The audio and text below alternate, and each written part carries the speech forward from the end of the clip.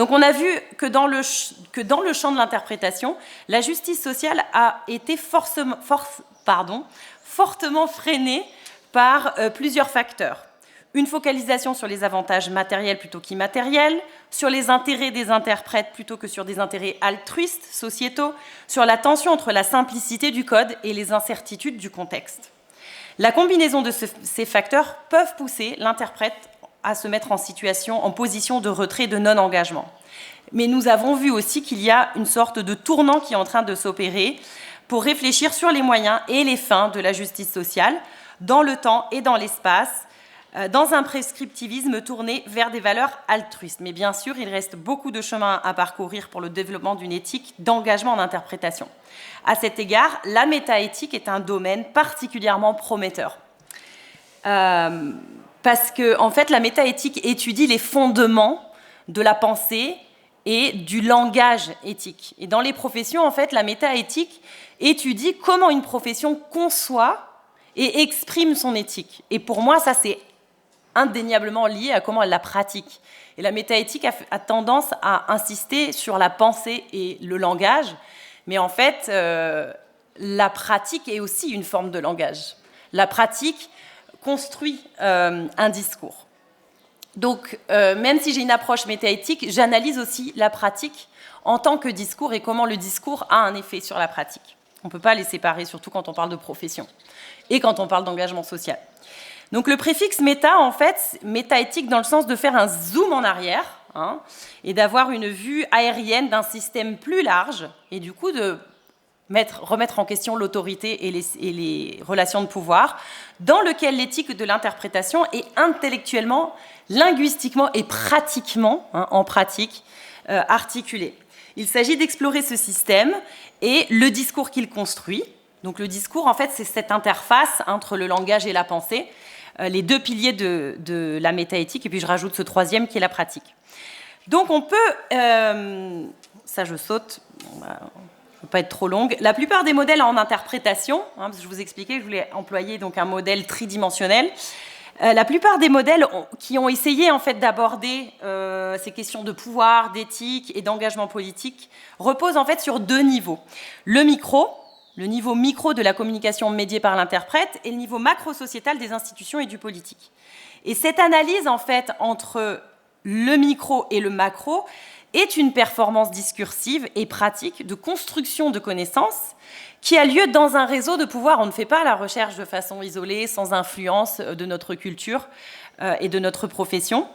Et donc l'analyste doit aussi faire la part des choses entre les normes scientifiques, la praxis et la pensée alternative qu'il va analyser dans les mouvements sociaux ou dans des espaces alternatifs qui vont émerger en fait au niveau micro et macro de l'interprétation militante. Et en fait, c'est pour ça que je modélise l'interprétation autour de 3 plutôt que 2 dimensions. Et je rajoute donc au niveau micro et macro ce niveau de la réflexion philosophique et sociologique. Donc je vais maintenant utiliser ce modèle pour regarder ce qui se passe dans le mouvement pour la justice sociale et que font les interprètes militants. Donc je me focalise sur 2 grands ensembles de données secondaires, le rapport d'expérience d'Alice Johnson, qui est une interprète militante qui travaillait, peut-être qu'elle travaille encore, pour le Centro Hispano de Durham en Californie du Nord aux États-Unis. Et ce document s'appelle Power Tools, donc outils de pouvoir.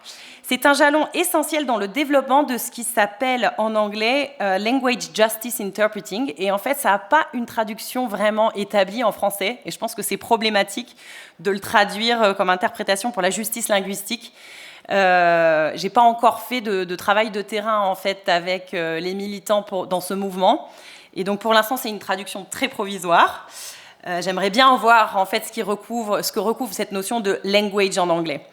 Donc en gros, ce mouvement se bat pour la capacitation des marginalisés, donc empowerment, et donc pour leur droit à prendre la parole, à être entendus et inclus dans la communication, pour qu'ils puissent avoir un leadership et ne plus être toujours en situation d'oppression ou de marginalisation dans la société dominante. Le deuxième document Oui, on peut dire document, hein, c'est un livre, il s'appelle Political Translation, c'est le livre de Nicole Doer, qui est sociologue, et qui a observé pendant une décennie entière les pratiques de communication des mouvements sociaux dans leurs espaces de délibération, dans plein de pays, dans plein de régions. Et d'ailleurs, elle parle des fois de Babel, c'est parce que forcément, elle croise Babel sur son chemin. Et je fais aussi référence à mes propres données sur Babel, hein, ce réseau que j'ai analysé dans nombre de mes travaux. Donc, commençons par le niveau macro, et on se focalise du coup sur la politique organisationnelle. Les 3 ensembles de données montrent l'importance de la configuration de la situation de communication, qui potentiellement en fait, peut renforcer ou corriger les inégalités entre les communautés linguistiques. Par exemple, Alice Johnson explique dans son rapport d'expérience que le ratio d'intervenants en espagnol est souvent plus faible qu'en anglais, et que du coup, à cause des contraintes budgétaires, on va fournir de la simultanée pour faire l'interprétation de l'anglais vers l'espagnol, mais quand les hispaniques interviennent, les hispanophones interviennent, c'est en consécutive. Et du coup, bien sûr, les intervenants hispanophones ont vraiment l'impression de perturber le flux naturel des discussions en fait, quand ils interviennent. Du coup, ils deviennent moins actifs, beaucoup plus passifs dans la communication et renforcent du coup ce rôle minoritaire et marginalisé. Ça devient des auditeurs passifs qui prennent rarement la parole dans le groupe. Une telle configuration fait de la communication un espace monolingue par défaut, où c'est la minorité linguistique qui a besoin d'interprétation. Alors qu'en fait, toutes les communautés internes à cette situation de communication en ont besoin. Et c'est d'ailleurs là qu'ils sont sur un pied d'égalité. Donc, la justice sociale s'inscrit dans l'espace de communication. L'espace a un discours sur la communication et sur le politique. Et c'est ce que Johnson appelle le multilingual setting, donc cadre multilingue. Je cite, c'est un cadre collectif qui est intentionnellement structuré pour intégrer pleinement 2 langues ou plus, et donc plusieurs cultures, dans tous les aspects du processus collectif.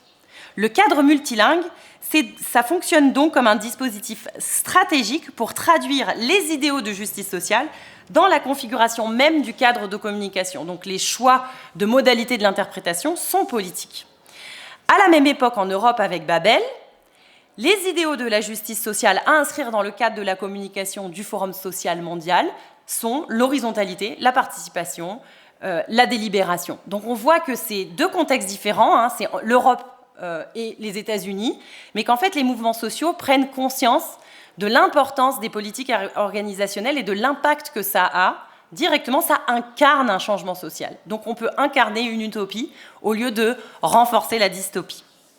Cette approche préfigurative, on la retrouve aussi dans l'étude empirique de Nicole Doer, qui l'appelle « intentional organizing », donc l'organisation intentionnelle. Elle y observe des pratiques très intéressantes, le choix du lieu de la réunion, les horaires, le choix de la salle, qui va intervenir à quel moment et dans quelle langue, provenant de quelle communauté, la communauté afro-américaine, la communauté des autochtones, etc., etc. Est-ce qu'on met d'abord une femme? Est-ce qu'on met d'abord quelqu'un de malentendant? Toutes ces questions, en fait, qui transmettent, qui construisent le sens de la justice sociale et qui permet, en fait, aux participants, plus que de lire de longs discours, de palper un changement social directement. Alors, passons maintenant au niveau micro. Parce que ça, c'est la grande question qui a été éclipsée dans les études sur l'interprétation militante, et je m'inclus. Pendant très longtemps, j'ai vraiment regardé sur tout ce qui se passe au niveau macro-organisationnel, et très peu, qu'est-ce qui se passe en fait, que fait l'interprète, et comment cet idéal de justice sociale va se transposer dans l'interprétation en tant que telle, dans la performativité de l'interprétation. Donc les analyses secondaires, les données que j'analyse ici, les analyses secondaires de Doer et de Johnson, sont une exception. Parce que ces 2 personnes ont vraiment, contrairement aux études sur Babel, elles ont vraiment regardé que font les interprètes. Alors, elles n'ont pas fait d'analyse comparée de texte source, texte cible, mais ils ont analysé les attitudes, les comportements. Et ici, pour l'éthique, c'est exactement ce qu'il nous faut. Donc, les interprètes, selon Doer, ont recours à ce qu'elle appelle la persuasion, et en anglais disruption, donc interruption. L'interruption, c'est quand l'interprète utilise son rôle d'intermédiaire pour suspendre la réunion. jusqu'à ce que la partie dominante modifie un comportement de communication problématique envers une minorité. Donc ça peut être très souvent, ce que souligne Doer, c'est une femme, un migrant, un membre de la communauté LGBTQ, pardon, je le dis tout le temps en anglais, etc. Donc toutes ces formes, ça peut être aussi tout à fait un bourgeois blanc qui n'a pas de situation de handicap, qui est homme et qui, pour X raisons, va être complètement marginalisé, on ne va pas du tout l'écouter, le facilitateur va complètement le mettre de côté. D'accord ? Donc ce n'est pas forcément ces communautés qu'on perçoit comme les plus marginalisées.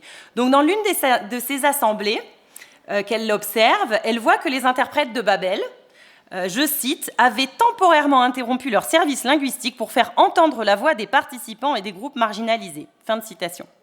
Les interprètes exerçaient donc une pression radicale sur des acteurs clés comme les facilitateurs et modérateurs pour qu'ils revisitent l'usage immoral de leur pouvoir sur certains groupes dans un espace censé préfigurer la justice sociale. Ensuite, la persuasion fait référence, je cite, au fait d'attirer l'attention sur les écarts de pouvoir et de faire appel aux engagements égalitaires de ceux qui, autrement, seraient peu enclins à reconnaître leur statut de privilégié. Donc là, c'est un travail plus d'éducation où les interprètes vont essayer d'intervenir et de discuter avec les facilitateurs pendant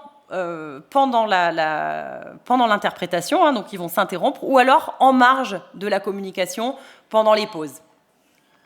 Doer souligne que dans le processus du Forum social des États-Unis, les interprètes et autres intermédiaires alertaient les facilitateurs lorsqu'ils n'avaient pas l'air d'écouter les participants pour les persuader d'être plus respectueux des préoccupations de certains et pas simplement leur petit groupe à eux, les obliger à répondre,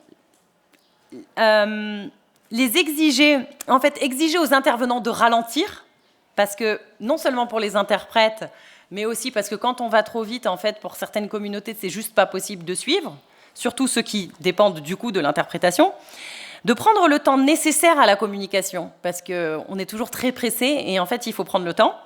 Je dis ça parce qu'en plus, je sais que c'est bientôt fini, il faut que je me dépêche, et en même temps, il faut que je permette aux interprètes de suivre.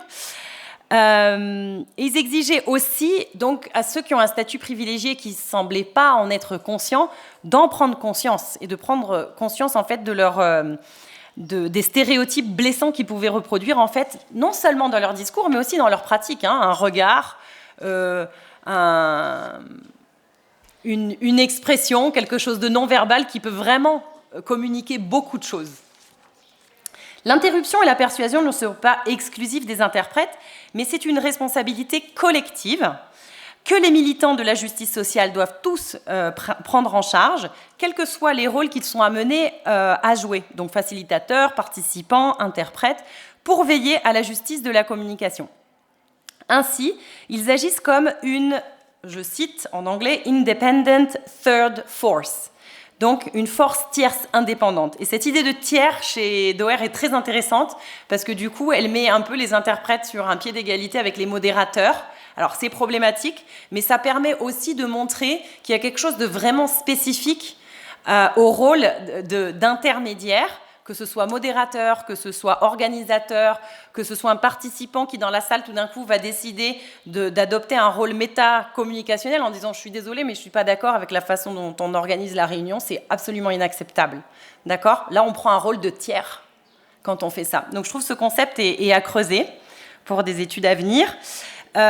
Donc, ces tiers peuvent prendre le parti de n'importe quelle personne étant injustement traitée, mais ils semblent le faire, non pas pour des intérêts particuliers de leur propre groupe, parce que là, ça poserait vraiment problème, et ça éveillerait en fait tous les fantômes de la profession, du manque de neutralité, du coup, parce que si on a créé l'impartialité, c'est pour ça, c'est pour protéger contre les abus. Au contraire, ils le font pour le compte de tous, et en fait, c'est cette vision-là du changement social et collectif qui me semble très intéressant à creuser et qui me semble très freiné en fait par cette vision très, très rationnelle, très anti-idéologique, anti-émotionnelle de la société et de l'interprétation en général. Donc sur le plan micro et macro, qu'est-ce qu'on a vu ? avant de passer au plan méso, on a vu que la politique organisationnelle au niveau macro et les pratiques interventionnelles au niveau micro génèrent des normes hétérogènes, dynamiques et spécifiques au contexte sur comment préfigurer la justice sociale. Les acteurs sociaux qui sont impliqués produisent des connaissances à l'intersection entre le niveau micro et macro de l'espace socio-communicationnel, puisqu'ils font des rapports d'expérience, ils discutent entre eux sur la bonne action à mener, ils vont même se critiquer les uns les autres. « Oh là, t'as quand même exagéré, le pauvre facilitateur, il avait rien fait, c'était un peu fort de suspendre la réunion pour ça. » Il y a ce genre de débat aussi. Et qui peuvent donc, ces connaissances qui peuvent être recensées via différents genres. Donc le rapport d'expérience, comme on l'a vu avec Johnson, l'observation participante avec Doer, ou mes ethnographies en ligne avec mes propres recherches. Donc passons maintenant au niveau méso, qui cherche à formaliser cette production de connaissances par les acteurs sur le terrain, mais d'un point de vue de la recherche, en fait. D'un point de vue, on va essayer d'irriguer le domaine de l'interprétation par ces connaissances émancipatrices et transformative. Donc nous explorons maintenant comment ces connaissances sont médiées et réfractées lorsqu'elles sont systématisées pour la formation, l'organisation ou la théorisation de l'interprétation à une plus grande échelle, c'est-à-dire au-delà du contexte immédiat dans lequel elles se produisent. Donc l'interprétation pour la justice linguistique, SIC, je ne suis pas sûre de la traduction, s'est développée depuis le document pionnier de Johnson, et semble pencher en fait vers une approche déontologique, le fait de vouloir former des interprètes. Il semblerait que l'impartialité devient un principe inévitable. Par exemple, sur le plan de formation en interprétation pour la justice linguistique qui a été développé par le Centre d'éducation populaire Highlander aux États-Unis, l'impartialité est établie comme un principe clé. Elle apparaît 4 fois dans un document de quelques pages. Et la notion d'impartialité est liée, et ça revient vraiment à ce qu'on lit dans l'interprétation dans les services publics, à cette idée de l'agentivité de l'usager. Alors, je cite, « Lorsque nos décisions en tant qu'interprètes sont dirigées par nos passions et nos préjugés, biases en anglais, et non par un examen attentif, on finit souvent par prendre des décisions pour les autres au lieu de les laisser prendre leurs propres décisions. Ce faisant, je continue la citation, nous nions leur pleine agentivité. D'une certaine manière, nous traitons des camarades déjà marginalisés d'une manière qui empire leur marginalisation. Paradoxalement, on vient pour aider les gens à avoir une voix, et c'est nous qui finissons par la passer sous silence. » Fin de citation. L'idéologie est ici perçue comme péjorative, comme un préjugé, non pas comme un moyen fructueux que les tiers indépendants peuvent utiliser pour amener la justice sociale dans une vision collective et altruiste, mais plutôt comme quelque chose de forcément dangereux parce qu'on a cette vision en fait individualiste du changement. Cette vision néolibérale, libérale, je me suis un peu, mais bon aussi néolibérale, occidentale de l'idéologie, est au cœur de l'opposition de la profession, ou du moins de ses élites, à l'interprétation militante. C'est clairement apparu en fait en 2005 lorsque Peter Naumann a publié une lettre, on peut même dire une diatribe, contre Babel dans le magazine en ligne de Laïc.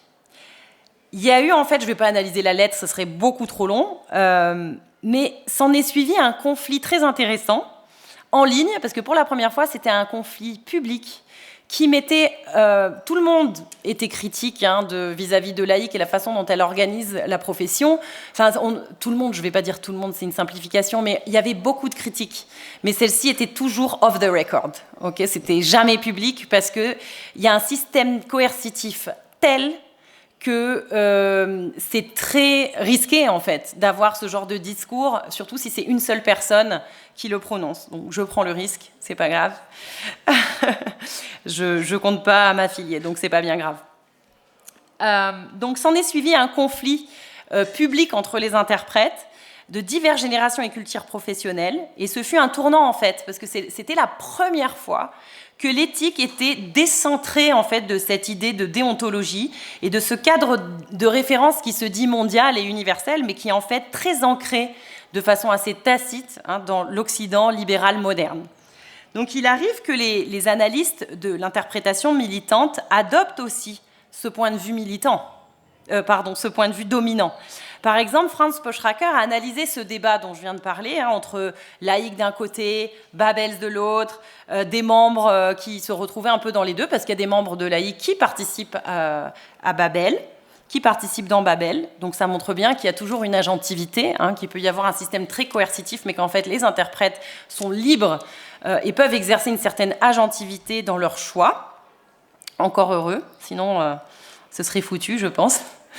Donc du coup, Poschracker analyse ce débat et tente de cartographier l'idéologie de laïcs et de Babel selon des critères géopolitiques. Donc il regarde le bloc de l'Est, le bloc de l'Ouest, qui ont bien entendu aujourd'hui disparu, mais il essaye de retracer en fait un ancrage historique de ces visions. Et selon lui, laïc serait ancré à l'Ouest dans une conception libérale de l'idéologie, je suis assez d'accord, alors que Babel serait ancré à l'Est dans une conception marxiste de l'idéologie. Alors, a priori, je ne suis pas forcément contre, mais en fait, quand on analyse ensuite en détail, cette idée, tout dépend de ce qu'on entend par conception marxiste.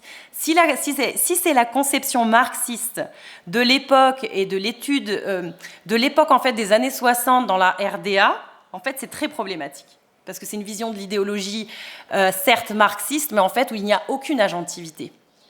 Donc dans l'article en fait de Franz Poschracker, ce qui revient, c'est que Babel est mis en fait sur le même plan que l'école de pensée de Otto Kadé, l'école de pensée de Leipzig dans les années 60, et donc de la République démocratique allemande, de son organisation, de son association professionnelle d'interprètes de l'époque, qui était de la RDA, c'était très séparé, la RDA et la RFA.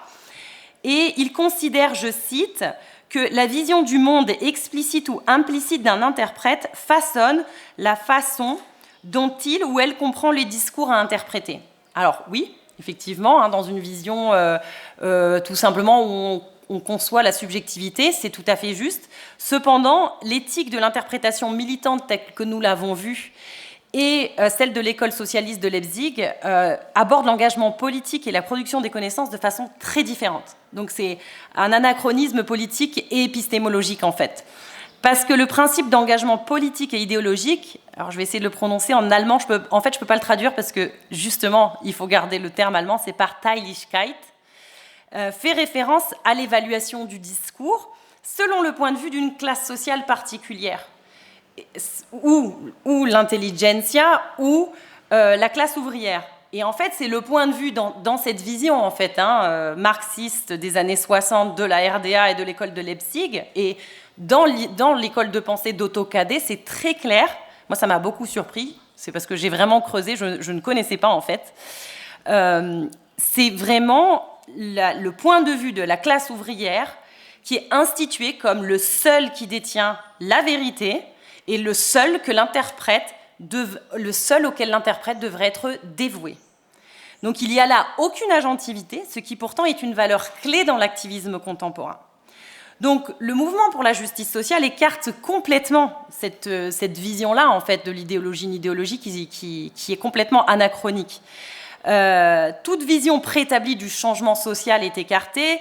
Bien sûr, il y a des groupes, on retrouve tous les groupes de la gauche internationale, bien sûr, mais l'idée, c'est de créer un espace d'articulation de ces différentes gauches où aucune de ces gauches ne prend le dessus et où on peut donc construire une alternative qui n'est pas préétablie.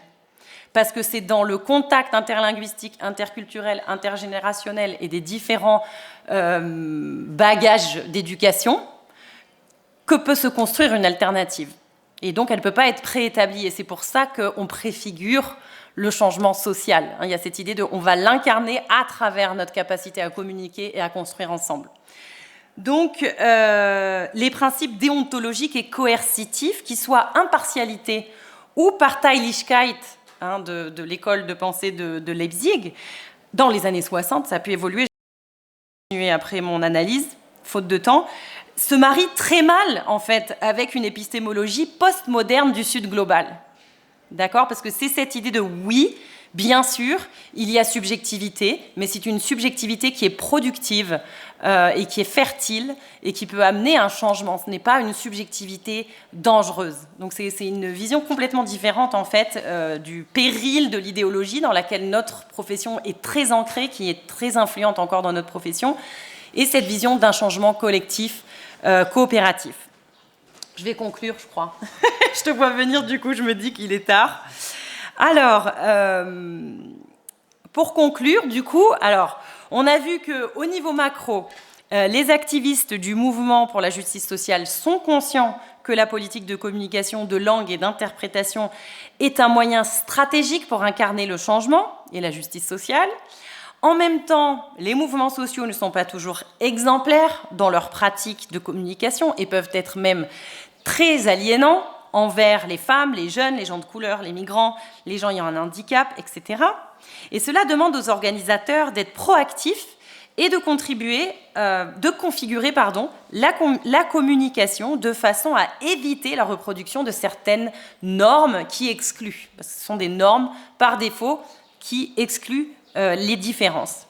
Au niveau micro, c'est toujours le problème que c'est macro-micro, cela exige donc aux acteurs sociaux, y compris les interprètes militants, d'intervenir, d'interrompre et de persuader, quoi que dise le code déontologique. Et en fait, très souvent, c'est révélateur que ces interprètes, certains d'entre eux ne sont pas du tout interprètes, ils sont devenus interprètes sur le tas, et d'autres, par contre, sont très interprètes. Et ils connaissent les codes déontologiques, et ils apprécient en fait d'avoir un espace où ils peuvent travailler différemment, parce que bien sûr, quand ils travaillent pour certains clients, ils ne peuvent pas faire ça. Je n'ai pas le temps de développer, bien sûr, mais on peut en parler pendant le débat. C'est ainsi qu'ils contribuent alors à l'émergence de nouvelles normes sur ce qui est la bonne chose à faire en situation d'injustice. Et ça doit aussi faire réfléchir les chercheurs qui travaillent sur les normes. Est-ce que quand on travaille sur les normes, on n'est pas en train finalement de reproduire finalement ces connaissances toujours? On décrit les normes, très bien, mais il faut aussi regarder les normes alternatives, parce que sinon on contribue en fait dans la recherche à toujours insister sur ce qui se fait, et ce qui se fait n'est pas forcément supérieur à ce qui se préconise. C'est un peu la schizophrénie dont je parlais tout à l'heure entre prescriptivisme et descriptivisme. Les pratiques agentives, telles que la persuasion, l'interruption, etc., montrent une approche collective et altruiste de l'agentivité, de la partialité. Là, du coup, on peut le traduire, parce que là, c'est plus Parteilichkeit au sens où il n'y a aucune agentivité, c'est partialité au sens postmoderne et au sens du Sud global. J'aime rattacher toujours l'épistémologie aux politiques. Donc, le télos de la justice sociale, le but, c'est en fait une justice sociale pour tous. Et du coup, on sort de ce biais individualiste et égocentrique, en fait, où forcément, si on va s'impliquer, forcément, si on sort d'un retrait, c'est pour servir des intérêts personnels ou des intérêts de notre petit groupe. Et en fait, on voit bien que quand on fait un peu confiance à l'humain et quand on travaille dans un contexte qui favorise l'humain, on n'est pas forcément par défaut programmé pour détruire, heureusement. Donc au niveau méso, nous avons vu que notre langage et notre raisonnement et notre pratique dans la formation, la recherche et la profession échappent difficilement au cadre occidental et libéral où est né le champ de connaissance de l'interprétation. Il y a donc un risque de repli sur les normes déontologiques en raison des perceptions dominantes de l'idéologie comme égocentrique, du changement comme individualiste. J'espère avoir montré, du coup, que le modèle permet une méta-éthique de l'interprétation et ainsi permet de décentrer la théorie, l'organisation et la pédagogie, et bien sûr la pratique et la profession, d'une telle tradition afin d'encourager un tournant vers la justice sociale. Merci beaucoup, j'espère ne pas avoir été trop longue et j'espère qu'on pourra discuter de tout ça.